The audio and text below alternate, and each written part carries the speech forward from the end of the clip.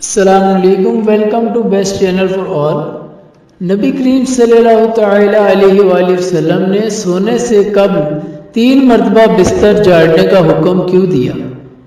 اسلام ایک مکمل ضابطہ حیات ہے جس میں زندگی کے ہر پہلو سے متعلق رہنمائی موجود ہے، اور ہمارے پیارے نبی کریم صلی اللہ تعالی علیہ وآلہ وسلم نے آج سے 1400 سال قبل جو سنت اختیار کی تھی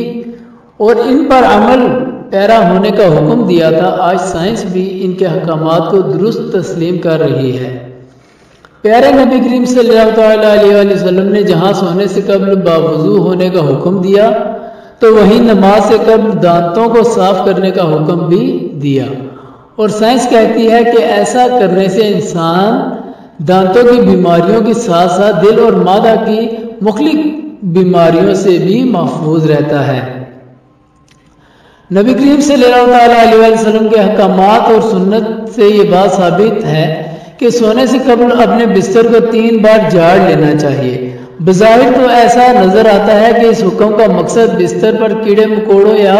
کسی اور نقصان دہ چیز سے صاف کرنا ہے، لیکن سائنسی تحقیق میں ایسا انکشاف ہوا ہے کہ آپ بھی دنگ رہ جائیں گے اور بے اختیار سبحان اللہ کہہ اٹھیں گے کہ کس طرح نبی کریم صلی اللہ تعالی علیہ وسلم نے 1400 سال پہلے ہی اپنی امت کو بچاؤ کی تدابیر بتا دی۔ سائنس کے مطابق انسانی جسم میں موجود میٹابولزم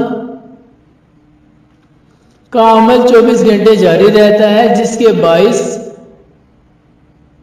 ہر پل سینکڑوں نئے سیل بنتے اور پرانے ٹوٹتے ہیں۔ حیران کن بات یہ ہے کہ سونے کے دوران جسم میں ٹوٹنے والے سیل بستر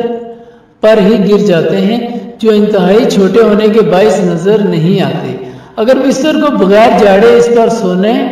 کے لیے لیٹ جائیں تو یہ مردہ سیل جسم میں داخل ہو کر کئی مہلک بیماریوں کا سبب بنتے ہیں، اور سائنس نے بھی یہ بات ثابت کی ہے کہ ان مردہ سیلوں کو صاف کرنے کے لیے بستر کو کم از کم 3 بار جھاڑنا لازمی